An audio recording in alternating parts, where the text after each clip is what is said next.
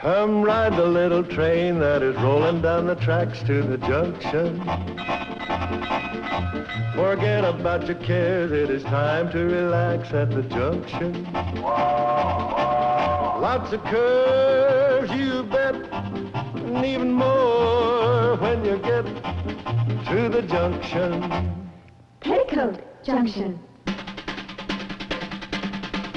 There's a little hotel called the Shady Rest at the junction. Petticoat Junction. It is run by Kate. Come and be her guest at the junction. Petticoat Junction. And that's Uncle Joe. He's a moving kind of slow at the junction. Petticoat Junction.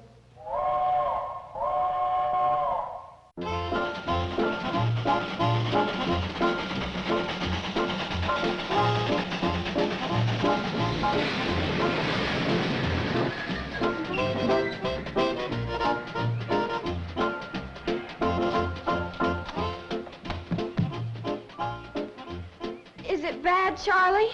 Not too bad. A few tomatoes and eggs and a cabbage or two caught the tender. I've never seen such an angry mob. Everybody yelling, "Get the coach! Kill the coach!" Oh, poor Uncle Joe.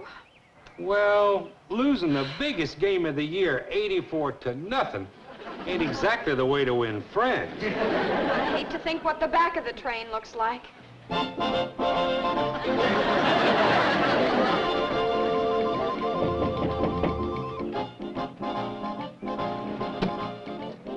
Safe to come out now? Yes, Mr. Bedloe. I'm terribly sorry you had to go through all this just because our team lost. Oh, that's all right. Remember, lad, it's not whether you win or lose. It's how you play the game. You play lousy. There. I got that impression.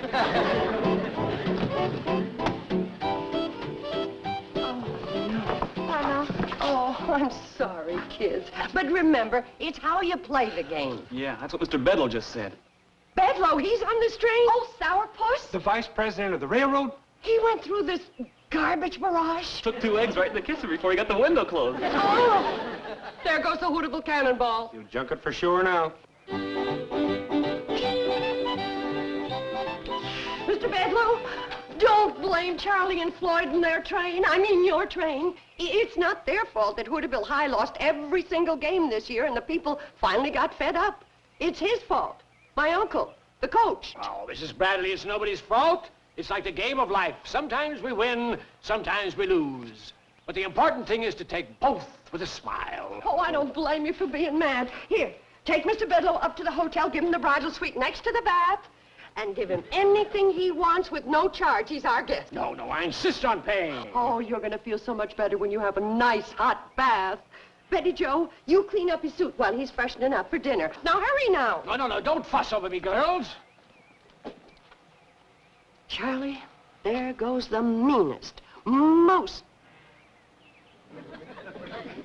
Did he say something nice? Sounded like it from here. Charlie, there's something rotten in Denmark. There's something rotten in Hooterville, too. And I think all of it hit this train. You can come out now, Coach. Okay, Joe.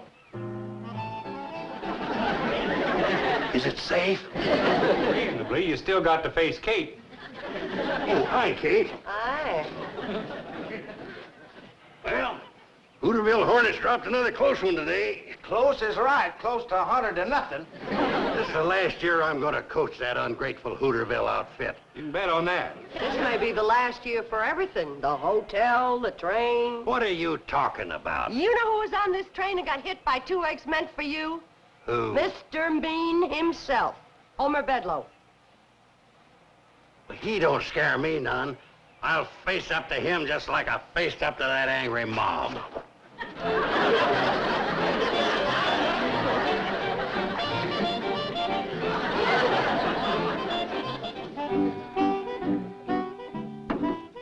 You see, there directors of the railroad? Two of them, big shot Eastern fellas, come in a private plane. Now, they're going to board the Cannonball here in Hooterville tomorrow morning for an inspection trip. And Bedloe put him up to it, huh? He's awaiting for him at the Shady Rest. Oh, that sneaky rat.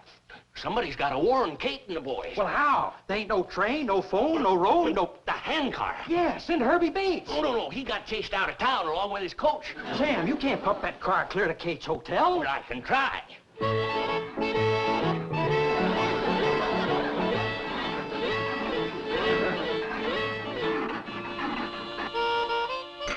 I said to myself, Homer Bedloe, you've got to go back to that wonderful little town of Hooterville and ride that wonderful little train to that wonderful little hotel and visit with all those wonderful people. I'll say one thing for you, Homer. You're a good loser, but we really outsmarted you when you tried to scrap the Cannonball. Uncle Joe, Mr. Bedloe doesn't want to talk about that. Kate, women don't understand the kind of sportsmanship that goes on between men. Now, Homer and me locked horns, and he got the worst of it. But he ain't mad, are you, Homer? Not a bit. Of course, I guess you did look kind of silly back at the main office. Certainly did. See how good he's taking it? He don't mind being beaten by a better man. Uncle Joe, I need you to help me move something into the lobby. Sure, Kate.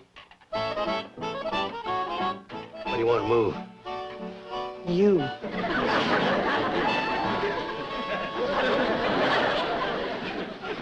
How long are you planning to be with us, Mr. Bedloe? Oh, I think along about noon tomorrow ought to do it. Oh. Isn't that about the time you boys get the train back from Hooterville? Yes, sir, and we'll be right on time for you, Mr. Bedloe. Oh, no. Take your time. Be late. I don't mind. Hear that, Charlie? We can sleep late. Floyd, we got to get up early and clean the train. It's a mess.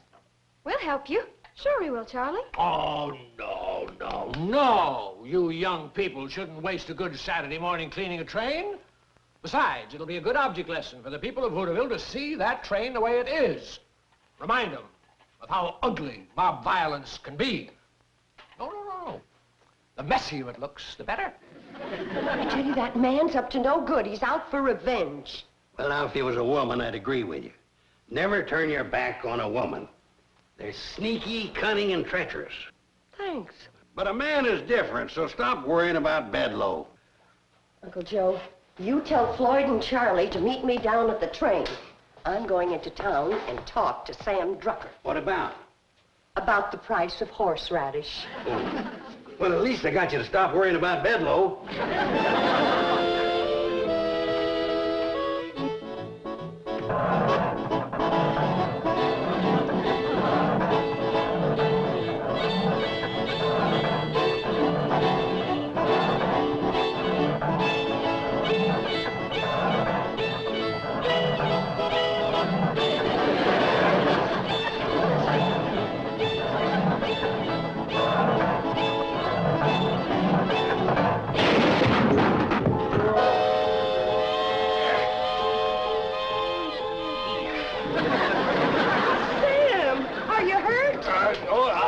I don't think so, no. Oh, good. I'll be all right, Kate. As soon as I can stop pumping. What's the blisters? Oh, I'm sorry. Who is it, Kate? Sam Drucker. Listen, is Bedloe up at the hotel? Yeah. Come on up and say hello. He's changed, Sam. Nicest fella you ever want to meet. Horseradish? Well, you can talk to Kate about that later. Come on up and visit Bedloe. Now, listen to me. Bedloe is here for only one reason. He's got a scheme that'll finish this train once and for all. You hear that, Uncle Joe? Yeah. And it don't surprise me none. You know, I was suspicious of him the minute he walked in.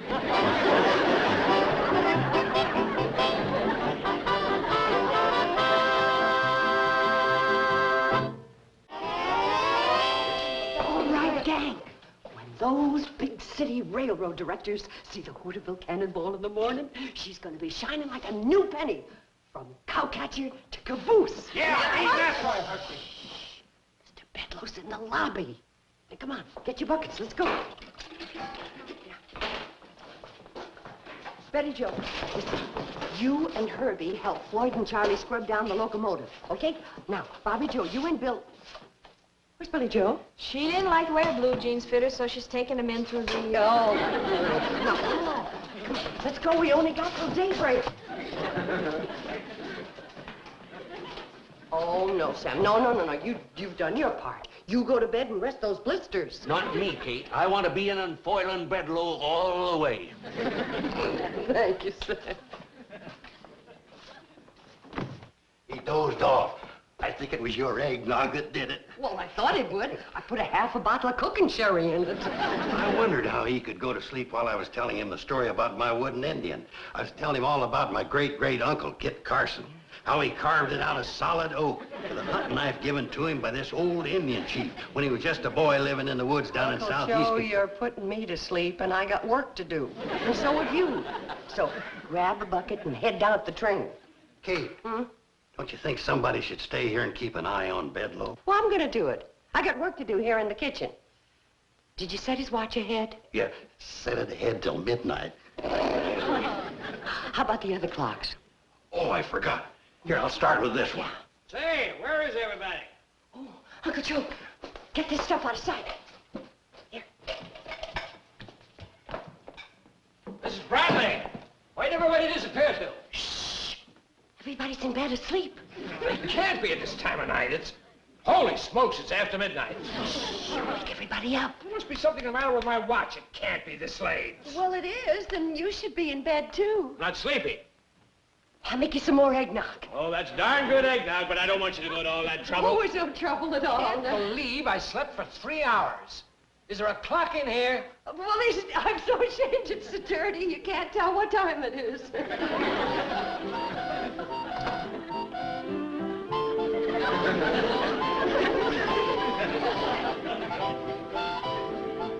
There you are. 20 to 1? What's all the commotion down here? Can a fella get a night's sleep? Mr. Bedloe, what's the meaning of this? Alone with my niece here in the middle of the night. How far is this gone, Kate? Are you prepared to marry this woman? Now, wait a minute. I just came in here. She was just going to make me some more eggnog. Well, I think you've had enough to drink already. These carryings on might go up in the city, but out here we don't allow any hanky-panky with our women. Hanky-panky? Now, you get to your bedroom and stay there. And just be glad I didn't have my shotgun handy. Please explain to him that I haven't got any romantic interest in you. Would I be telling him the truth, Homer? Well, you have been extra nice to me on this trip. What other reason could you have? What other reason? Now, let me tell you something. Oh, good night. And don't let me catch you out of your room again tonight, or I'll shoot first and ask questions later. Uncle Joe, you were wonderful. Now, let's go on down the train and get to work. Okay. I'm all dressed for bed, and I was asleep on my feet.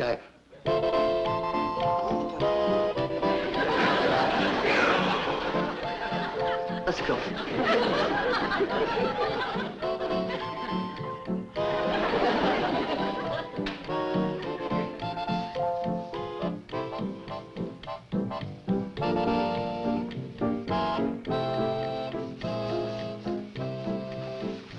All right, gang. That does it for the outside.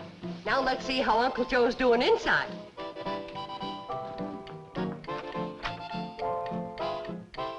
Uncle Joe?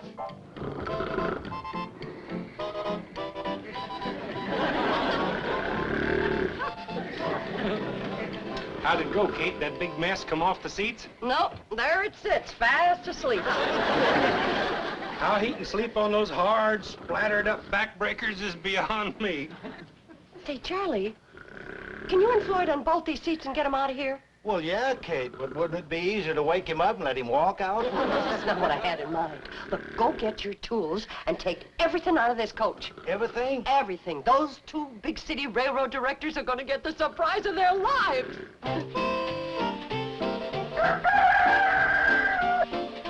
That's funny. I could have sworn there was a chair and couch there last night.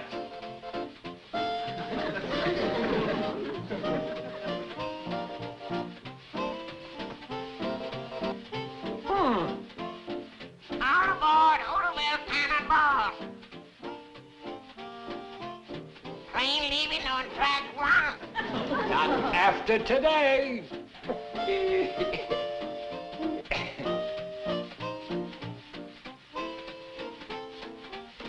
Thought you might like some company for breakfast, Joe Carson.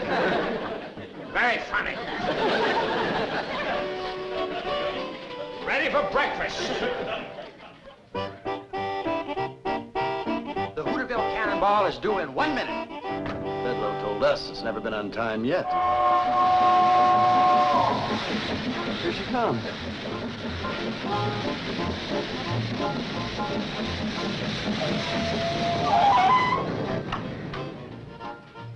Hooterville!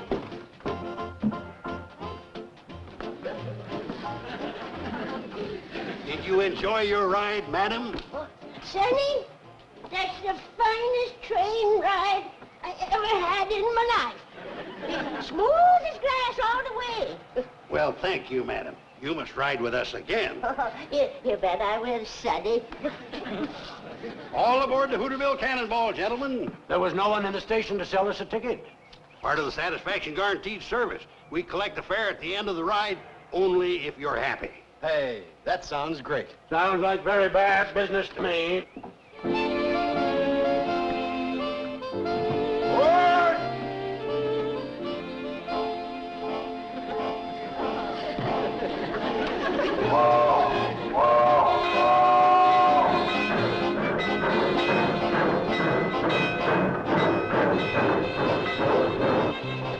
Good morning, gentlemen.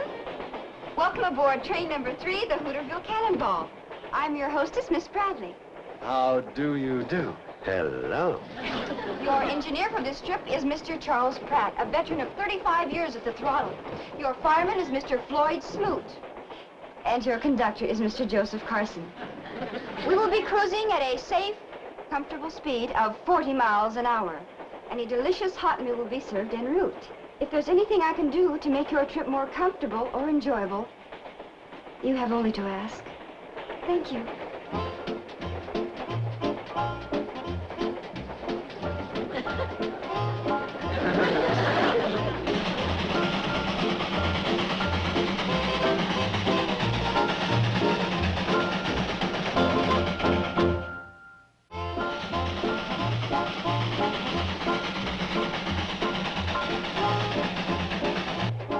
You give a very good shine, young fellow. Thank you, sir. Hey, John, do you notice the porter's smock? Like they wear in Europe. Yeah. The service on this train is a lot like the crack continental trains, too. Oh, come now, Matt. You can't compare the Hooterville Cannonball to, say, the Train Bleu. Oh, you know, the blue train from Paris to Nice. Well, no. I happen to hear that, sir. What has the blue train got that we haven't got? Well, besides the shoe shine, you can get a haircut, a manicure. Herbie, porter, tell the personnel director to send in one of our barbers and a manicurist immediately. What? Quickly, boy. Pepper. Mom? Bobby's ready to entertain. Oh, good. Oh, Bobby, that's kind of brief. Oh, and word in the Hooterville High Follies. Oh, well, Oh, hi, Herbie. How's it going? Fine. Until Uncle Joe promised him a barber and a manicurist. What? Sam, did you ever give a haircut? No. Well, there's a first time for everything. Herbie, give him your smock. Here, take over here. Bobby Joe, hand me my sewing basket. Yeah. Sam? Betty Joe? Did you ever give a manicure? A locomotive engineer? How about you, Bobby Joe? Well, I do my own nails. Well, now you're doing someone else's. But I haven't got my stuff with me. Make do. Buffer. Orange sticks. What about nail polish? What about nail polish? Oh. Here we are. Vanilla extract? Keep the label hid. Right out there is some of the most unusual scenery in the world. I don't see anything so unusual about it. Well, you notice that windmill out there? Yeah? I'll tell you about that windmill. Oh, here comes the barber and the manicure.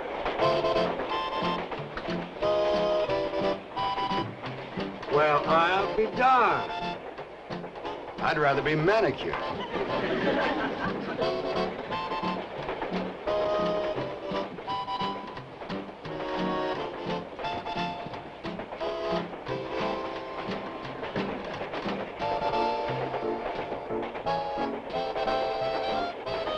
What do you think of the foreign situation? Which one? Take your pick.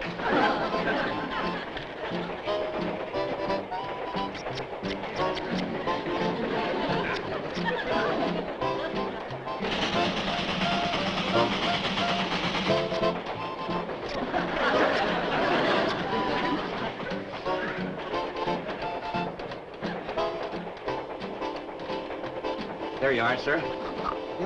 Huh? Your haircut is finished, sir. Haircut, yeah. Oh, now, where's the mirror? Mirror? Oh, it looks fine. Right, conductor? Great. There must be a mirror someplace. Oh.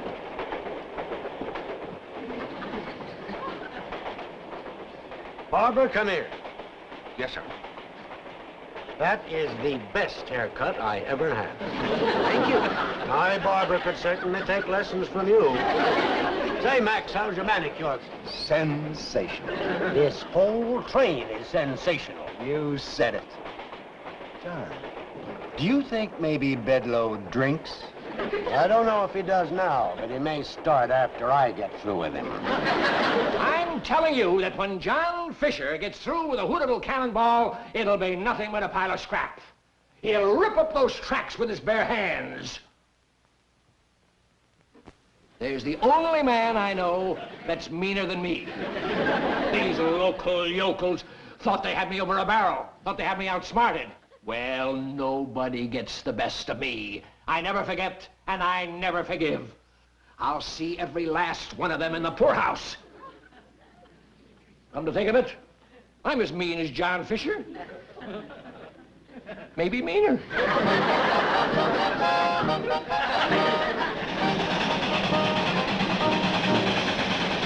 Well, she makes her run through the dead of winter, through the summer, spring, and fall. Neither cold nor heat nor flood can stop her. She's the Hooterville Cannonball.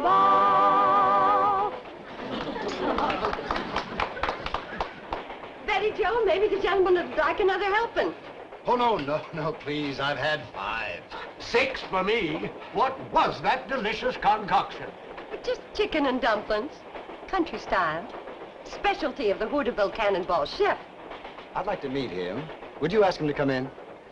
But he never leaves the kitchen. You actually have a kitchen in there? He's small but efficient. Let's go see it. It may serve as a model for our new diesel streamliners. Good idea. You gentlemen connected with some railroad?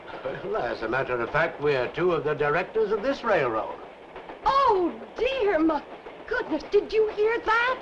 Why, if we'd have known that, we'd have given you our first-class service. What have we been getting? Economy tourist class. Max, there's no 2 ways about it. This is the greatest train on wheels. Bar none. And we've ridden them all. Wait till I get my hands on Bedloe.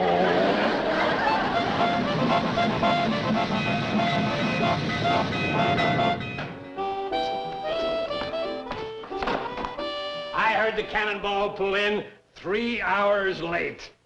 I'll bet that really burned old John Fisher. Fisher. Oh, that's the name of the gentleman that's waiting down at the train to talk to you. Yeah, him and a fella named Thornton. They're going to give you a new position with the railroad. Who says that meanness doesn't pay off?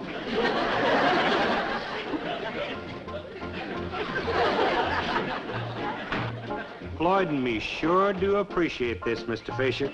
Yeah, Mr. Fisher. The kind of train you boys run, you deserve it. Snap to it, Bedloe, you won't even keep this job. Sir, boss. Where'd I go wrong?